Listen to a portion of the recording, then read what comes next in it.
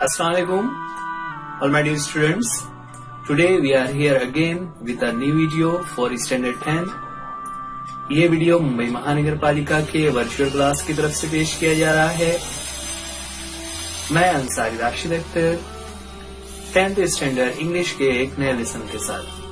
तो चलिए शुरू करते हैं आज का हमारा लेसन।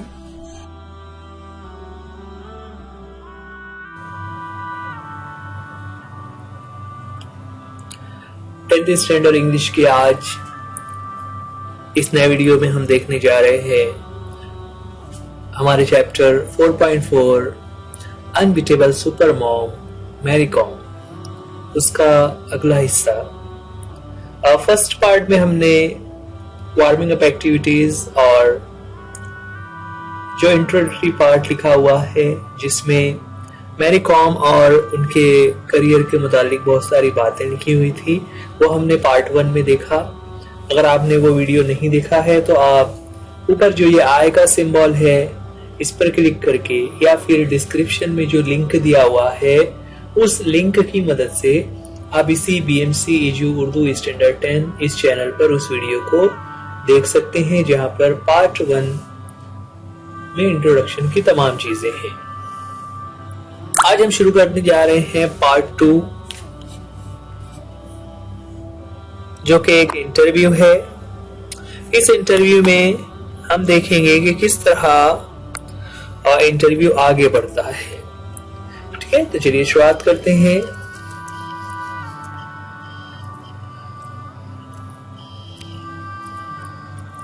फर्स्ट स्लाइड में हम देख रहे हैं कि यहाँ पर हमारे सामने दो तस्वीर हैं। लेफ्ट हैंड पर मैरी कॉम और राइट हैंड पर तारुका श्रीवास्तव। तारुका श्रीवास्तव जो इस इंटरव्यू की इंटरव्यूअर है वह एक्चुअल में स्पोर्ट्स कीड़ा नामी जो न्यूज पोर्टल है, जो स्पोर्ट्स की न्यूज कवर करने वाला न्यूज का अदारा है, उसकी वो करस्पॉन्डेंट है, रिपोर्टर है।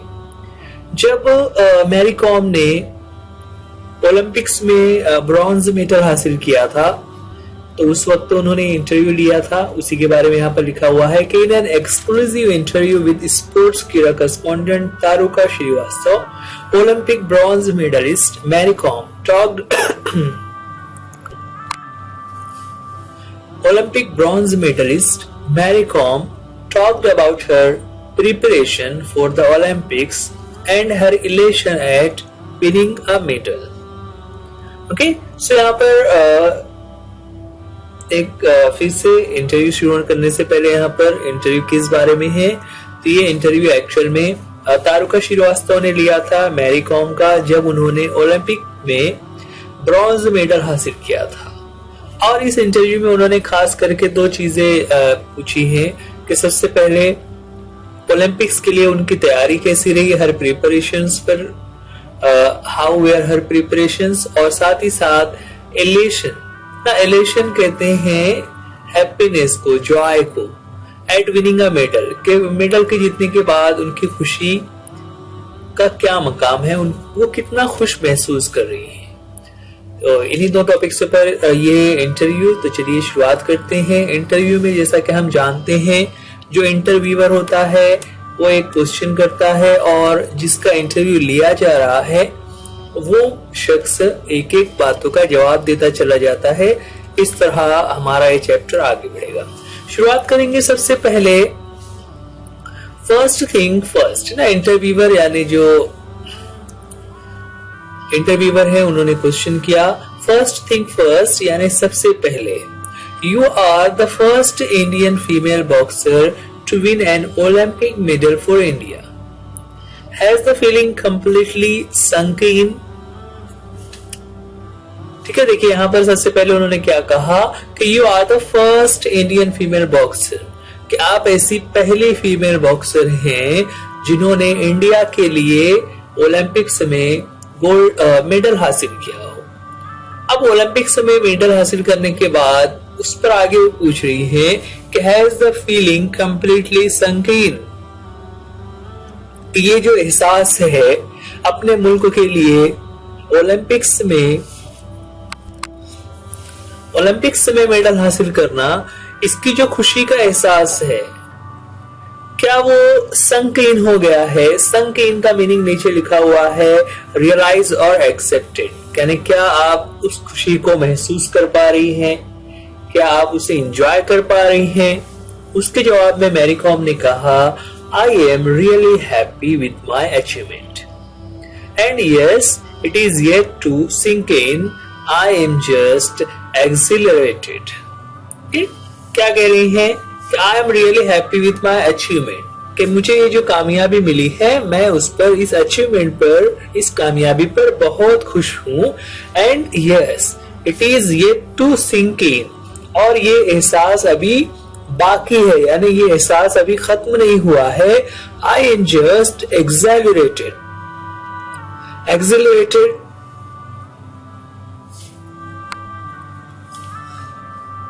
वेरी थ्रिल्ड, उसका मीनिंग लिखा हुआ है ना। वेरी थ्रिल्ड का मतलब क्या हुआ? एक्सिलरेटेड यानी किसी खुशी के साथ एक जिम्मेदारी का एहसास, यानी ऐसी कोई कामयाबी।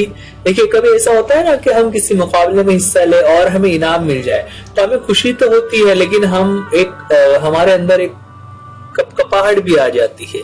तो यहाँ पर उसी फीलिंग को वो बयान करिए कि हाँ मुझे खुशी तो बहुत है, लेकिन एक तरीके से मुझे थ्रिल्ड भी हो रहा है, ऐसा लग रहा है कि ये कैसे हो गया, मतलब मैंने इतना बड़ा काम कैसे कर लिया।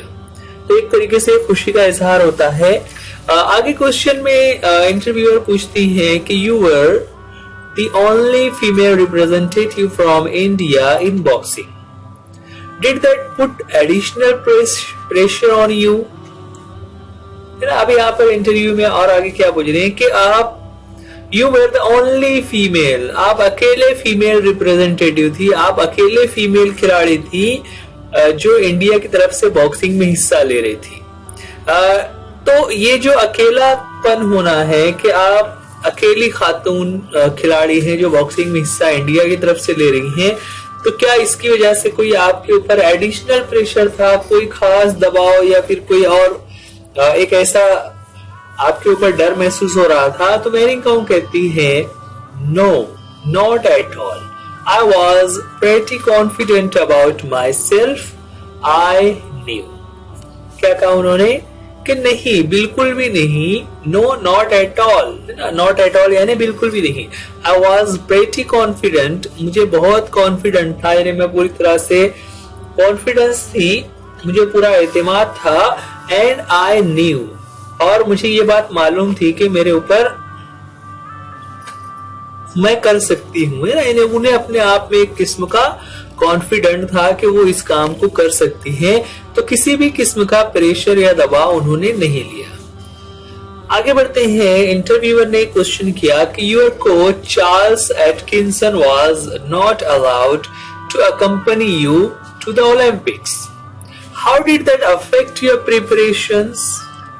देखिए यहाँ पर जो इस तरह के इंटरनेशनल लेवल पर खेलने वाले जो प्लेयर्स होते हैं उनके अपने पर्सनल कोचेस होते हैं। तो यहाँ पर जो मैरी कॉम है उनके कोच का नाम है चार्ल्स एटकिंसन, लेकिन ओलंपिक्स हो या इस तरह के जो मुकाबले होते हैं उसमें पर्सनल कोच को ले जाने की परमिशन नहीं होती। इसीलिए यहाँ पर मैरी कॉम जब ओलंपिक्स के लिए जा रही थी तो उनके जो कोच थे चार्ल्स एटकिंसन, उनको अलाउ नहीं किया गया टू अकम्पनी। टू अकम्पनी का मतलब होता है साथ देना, साथ में जाना, कि वो मैरी कॉम के साथ में जा सके, इस चीज को अलाउ नहीं किया, वो उसकी इजाजत नहीं मिली। उस पर उन्होंने क्वेश्चन पूछा हुआ है कि how did that affect your preparations, के अपने कोच के ना होने की वजह से इस बात ने आपकी प्रिपरेशन में क्या किस तरह से अफेक्ट किया, उसका क्या असर हुआ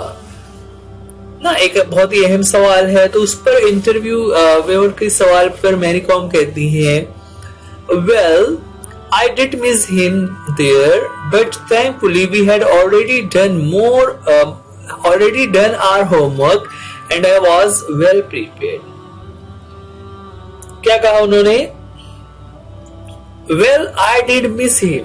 कि हाँ ये बात तो है कि मैंने उन्हें मिस किया, यानी उनकी कमी मुझे महसूस हो रही थी, लेकिन आगे कहती है थैंकफुली, ना। थैंकफुली का मतलब यहाँ पर होता है कि अच्छी बात ये है कि एक जिसको हम कहेंगे मैं मशकूर हूं, है ना। थैंकफुली का मतलब होता है कि जिसमें हम शुक्रिया अदा कर सकते हो कि we had already done our homework, कि हमने अपना होमवर्क पहले ही कर लिया था। यानी उनके जो कोच है चार्ल्स एटकिंसन और मैरी कॉम ने पहले ही सारे होमवर्क कर लिए थे, यानी तैयारियां कर ली थी। And I was well prepared, तो मैंने पूरी तरह से अपने आप को तैयार कर लिया था, सारे होमवर्क कर लिए थे। होमवर्क से मुराद यहाँ पर कि मुझे किस तरह से मुकाबला करना है, किन चीजों पर ध्यान रखना है, कौन सी रोजमर्रा की जिंदगी में प्रैक्टिस के दौरान कैसे अपने रूटीन को एडजस्ट करना है, ये तमाम जो चीजें थी ये मैंने अपने कोच के साथ पहले ही उसको तैयार कर लिया था। और फिर जब प्रैक्टिस का सेशन शुरू हुआ तो मेरे कोच तो मेरे साथ नहीं थे, लेकिन मैंने पहले से ही तमाम तैयारी कर रखी थी। आगे इंटरव्यूअर ने क्वेश्चन किया कि during your preparations for the Olympics you sparred with the male boxers of Indian contingent. Who was your favorite sparring partner? देखिए अब यहाँ पर चूंकि वो अकेली ओलंपिक प्लेयर थी जो लेडीज में अकेले बॉक्सिंग वो कर रही थी, है ना। बाकी और भी लेडीज प्लेयर्स थे, वुमेन प्लेयर्स थे, लेकिन वो अलग अलग स्पोर्ट्स में थे। ओलंपिक में सिर्फ मैरी कॉम अकेली थी, बॉक्सिंग में मैरी कॉम अकेली थी। अब बॉक्सिंग में आपको पता है कि बॉक्सिंग करते वक्त कोई सामने होना चाहिए जिसके साथ हम प्रैक्टिस कर सके, लेकिन चूंकि ओलंपिक्स में कोई दूसरा वुमेन प्लेयर नहीं था, इस वजह से मैरी कॉम को प्रैक्टिस के लिए जो मेल प्लेयर्स थे, जो जेंट्स प्लेयर वहां पर गए हुए थे, उनके साथ प्रैक्टिस करना पड़ती थी। तो ये उसी क्वेश्चन के बारे में है कि during your preparation for the Olympics, कि जब आप ओलंपिक्स की तैयारी कर रही थी उस दौरान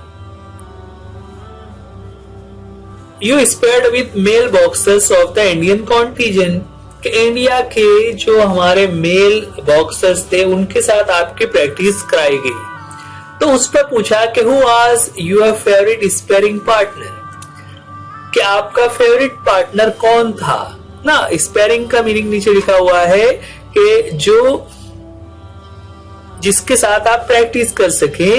तो ऐसे उन प्रैक्टिस करने वाले पार्टनर्स में से आपका फेवरेट पार्टनर कौन था।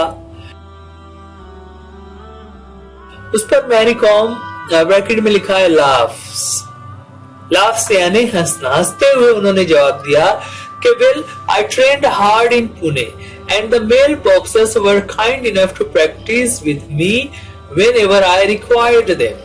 To name a favorite would be unfair.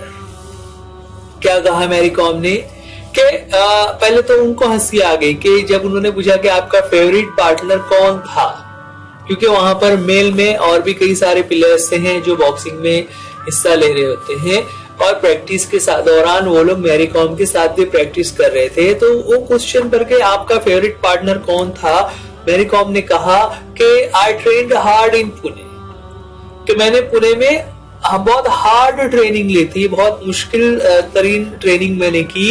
And the male boxers were kind enough, कि जितने मेल बॉक्सर थे, जितने इंडिया के मेल बॉक्सर्स थे, वो लोग मेरे साथ बहुत अच्छा और काइंड बिहेवियर कर रहे थे, यानी मुझे सपोर्ट कर रहे थे।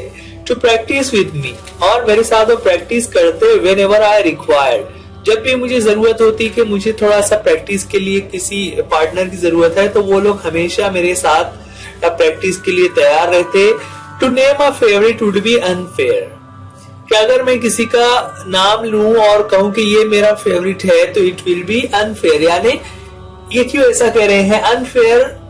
अनफेयर कहते हैं ना इंसाफी होना या सही ना होना, ना।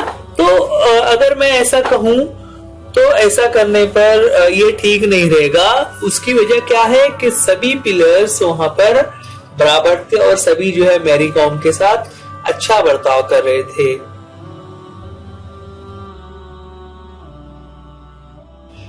आगे है you were quoted saying Adams was very clever, a counter puncher, but although she carried power, she wasn't very tactical. I was scoring but the judges were not pressing the buttons. Do you think dodgy judging was a part of the reason for your loss in the semi-finals? अब देखिए यहाँ पर उनका जो Olympics का match था उसके बारे में उन्होंने क्वेश्चन किया हुआ है कि you were quoted saying कि तुम्हारा एक कॉल जो है वो तुम्हारे बारे में कहा जाता है कि तुमने ऐसा कहा है ना। कोटेड का मतलब होता है किसी का कॉल होना, किसी की कही हुई बात। तो मैरी कॉम से कह रही है कि मैरी कॉम तुम्हारे बारे में ये कहा जाता है कि तुमने ऐसा कहा है। तुमने ऐसा कहा है को कहते हैं you were quoted saying. Mary Kom ने इससे पहले किसी मौके पर कहा था कि Adams was very clever a counter puncher. कि एडम्स ये एडम्स जो है वो जिनका मुकाबला जो है मैरी कॉम से हुआ था ओलंपिक्स में सेमीफाइनल में, तो उनके बारे में कह रहे हैं कि एडम्स वाज वेरी क्लेवर, वो बहुत शातिर थी, बहुत चालाक थी। अ काउंटर पंचर है ना, काउंटर पंचर यानी वो बराबर से मुकाबला कर रही थी और हर बात का वो अच्छे से मुकाबला करते हुए जवाब दे रही थी। Although she carried power, है ना, उसके पास पावर तो थी, but she wasn't very tactical. Tactical कहते हैं प्लान को, कि उसके पास ताकत तो थी, वो बहुत ताकतवर है, बहुत मजबूत है, लेकिन उसके पास प्लानिंग नहीं थी कि किस तरह से मुकाबला करना है। उस पर आगे है I was scoring, मैं स्कोर कर रही थी, यानी मैंने उसे सही जगह पर पंच लगाए थे, लेकिन बट द जजेस were not pressing the buttons. जजेस बटन प्रेस नहीं कर रहे थे, यानी बटन प्रेस जब होता है तो उसका स्कोर काउंट किया जाता है, तो जजेस वहां पर उसको पॉइंट को स्कोर नहीं कर रहे थे। अब ये जो जुमला है ये मैरी कॉम ने किसी मौके पर कहा था। उस पर इंटरव्यूअर ने पूछा कि do you think dodgy judging was the part of the reason for your loss in the semifinals? कि तुम्हें जो सेमीफाइनल में लॉस हुआ था, यानी तुम जो सेमीफाइनल में हार गई थी, उनकी वजूहात में से एक वजह ये डॉजी जजिंग भी थी, है ना। डॉजी का मतलब क्या होता है, नीचे उसका मीनिंग लिखा हुआ है, अनजस्ट या पार्शियल, यानी किसी के साथ भेदभाव करना। इस तरह का जो जजिंग वहां पर हो रही थी उसकी वजह से ही तुम सेमीफाइनल में हारी थी। तो उस पर आगे मैरी कॉम जवाब देती हैं, Yes, I think some of the decisions were unfortunate and did not work to my benefit. कि हाँ, जो जजेस ने कुछ डिसीजंस वहां पर लिए, they were unfortunate, है ना। unfortunate यानी unlucky, यानी एक तरीके से मेरी किस्मत ने वहां पर उन डिसीजंस की वजह से साथ नहीं दिया, and did not work to my benefit, और उसकी वजह से मुझे सही बेनिफिट नहीं मिल सका।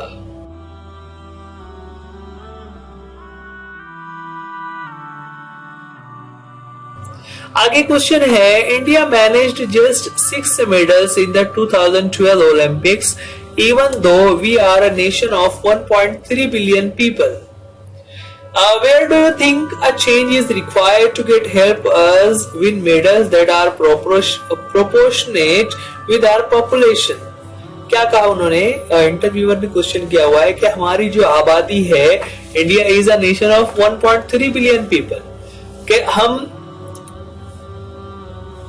1 अरब 30 लाख की आबादी वाले जो इंडिया जो मुल्क है उसमें सिर्फ हमने 6 मेडल जीते हुए हैं।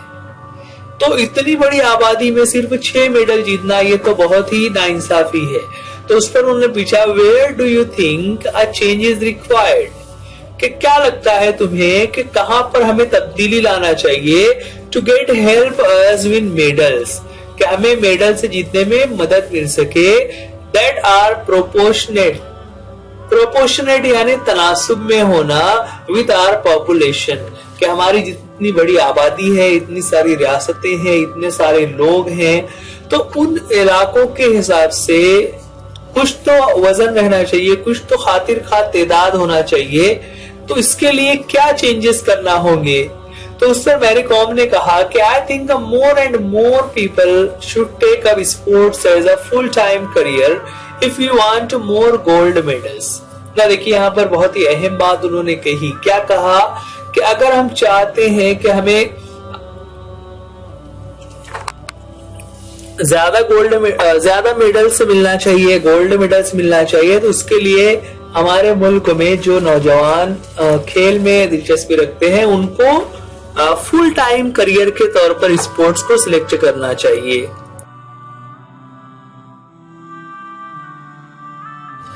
More corporates should come in and sponsor players so that the players don't have any financial pressure and can just focus on their games।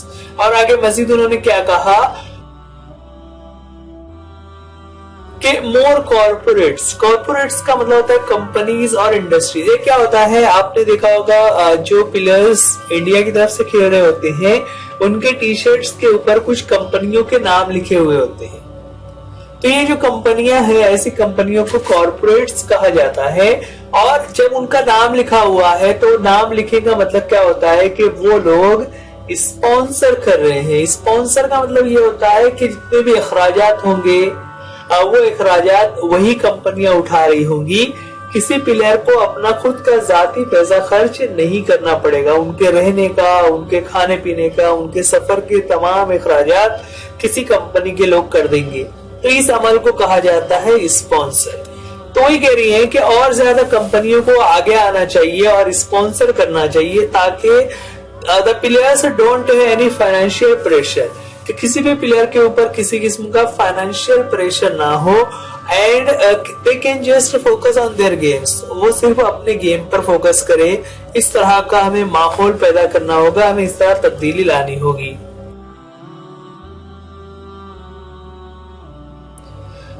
Do you think interest in boxing in India will ever go beyond the Olympics? है ना, क्या question किया, क्या तुम्हें ऐसा लगता है कि इंडिया में जो बॉक्सिंग के ताल्लुक से लोगों का सोचना है, जो लोगों की दिलचस्पी है, क्या वो ओलंपिक से आगे भी बढ़ेगा? यानी जिस तरह से हमारे मुल्कों में क्रिकेट और दूसरे कुछ खेलों को बहुत ज्यादा बढ़ावा दिया जा रहा है, तो क्या ये बॉक्सिंग को भी वैसे ही बढ़ावा मिल सकता है? मैरी कॉम कहती है yes, I am sure that in a few years boxing will be very popular among everyone in India all the year round. क्या कह रही है कि यस, हाँ, मुझे ऐसा लगता है कि जो बॉक्सिंग के मुकाबले हैं वो अब सिर्फ मुकाबले तक महदूद नहीं रहेंगे, बल्कि एक वक्त ऐसा आएगा कुछ सालों में ही हमें देखने को मिलेगा कि साल भर मुख्तलिफ जगहों पर लोग बॉक्सिंग के मुकाबले में हिस्सा लेते हुए नजर आ रहे होंगे।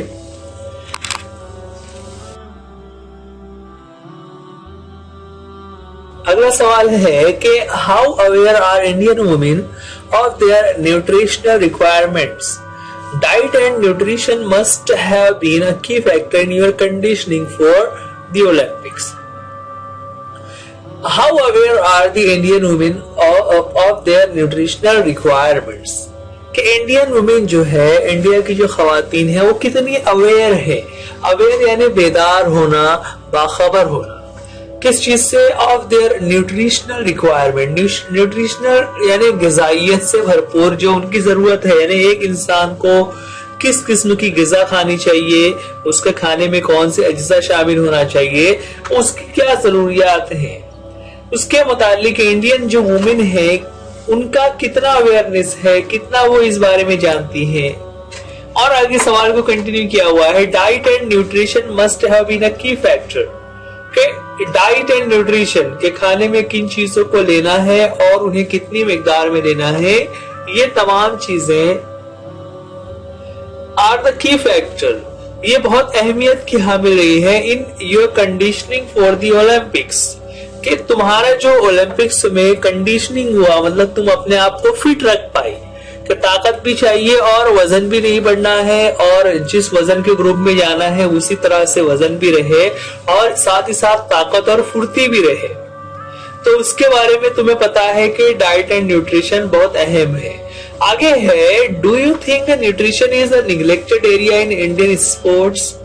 क्या हमारे मुल्क में जो इंडियन स्पोर्ट्स है उसके हिसाब से न्यूट्रिशन को निगलेक्ट किया जाता है, न्यूट्रिशन को नजरअंदाज किया जा रहा है? देखिए, बहुत मर्तबा हमें ऐसे खबरें आ रही होती हैं कि इंडियन टीम को सही तरीके से खाने के लिए चीजें नहीं मिल रही हैं, उनके लिए रहने का इंतजाम नहीं था, वगैरह वगैरह। इस तरह की खबरें कभी कभी आ जाती है। तो हम खिलाड़ियों से तो ये एक्सपेक्ट कर रहे हैं कि वो मेडल्स जीत कर आए, मुकाबलों को जीत कर आए, लेकिन सहूलियात के नाम पर उन्हें हम सही से खाना, चीजें, प्रैक्टिस के लिए जगह, सही से पानी वगैरह, ये तमाम चीजें हम मुहैया नहीं कर पाते हैं। तो यहाँ पर उसी के मुतालिक उन्होंने सवाल किया, तो उस पर मैरी कॉम कहती हैं, the awareness is growing now among the female athletes when it comes to nutrition requirement।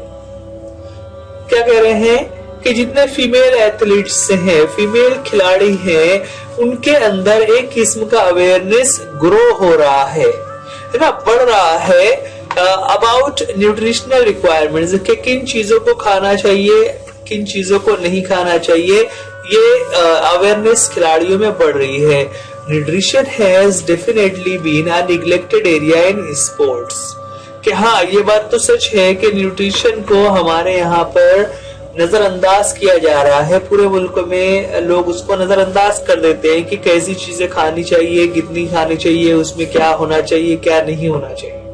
I had to gain 3 kgs, ना मुझे 3 किलो का वजन गेन करना था, यानी 3 किलो वजन बढ़ाना था। Since I had to fight in the 51 kg event instead of the usual 48 kgs that I fight in। देखिए, अब मैरी कॉम जो है वो 48 kg वाले ग्रुप में खेला करती थी, लेकिन ओलंपिक्स में वो चाहती थी कि वो 51 kg वाले मुकाबलों में खेले। अच्छा, ये जो केजी लिखा हुआ है, तो बच्चों आप ये समझ लें कि ये बॉक्सिंग और इस तरह के जो कुछ मुकाबले होते हैं उसमें सिलेक्शन जो होता है वो वजन की बुनियाद पर होता है, यानी आपका वजन कितना है और आप किस वजन के ग्रुप में बैठते हैं। तो यहाँ पर मैरी कॉम अब तक जो है वो 48 kg वाले ग्रुप में खेला करती थी, लेकिन अब इस मुकाबले में ओलंपिक्स में उन्होंने 51 kg वाले मुकाबले में खेलने का इरादा किया। तो जाहिर सी बात है कि 48 उनका वजन रहा होगा, इसलिए उन्हें 48 में मौका मिलता था। अब 51 में जाना है तो उन्हें उतना वजन बढ़ाना पड़ेगा।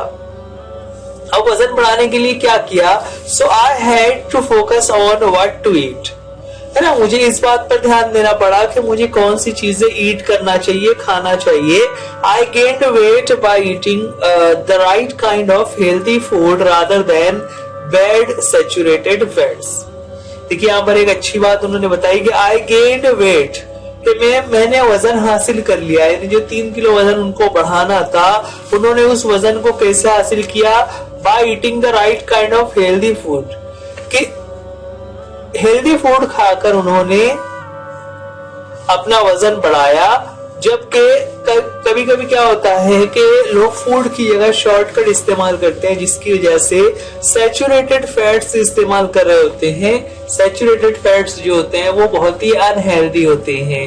तो यहाँ पर मैरी कॉम क्या बता रही है कि खाने के मुतालिक अवेयरनेस लोगों में नहीं थी, लेकिन अब धीरे धीरे करके उसका रुझान बढ़ रहा है और लोग उस जानिब तवज्जो दे रहे हैं। और फिर साथ में उन्होंने अपनी मिसाल बताई कि मेरा जो वेट था वो 48 kgs था और अब मुझे 51 kg के मुकाबले में हिस्सा लेना था, तो मैंने 3 kgs वेट बढ़ाने के लिए मुख्तलिफ किस्म के खानों पर ही तवज्जो दी और मैंने बाहर से कुछ ऐसा शॉर्टकट वाला सैचुरेटेड फैट वगैरह का इस्तेमाल नहीं किया।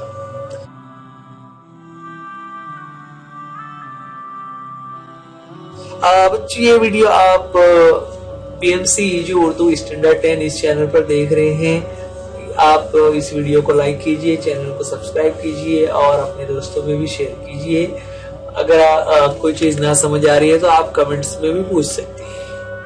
ये वीडियो था हमारा एन इंटरव्यू, जिसका पार्ट 1 हम देख रहे हैं। इसी के साथ और भी उसका पार्ट बाकी है जो हम पार्ट 2 में देखेंगे।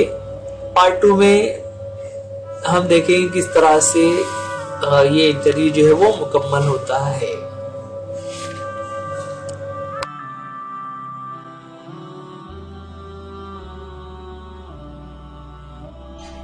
सो डियर स्टूडेंट्स, आज के लिए इस वीडियो में इतना ही।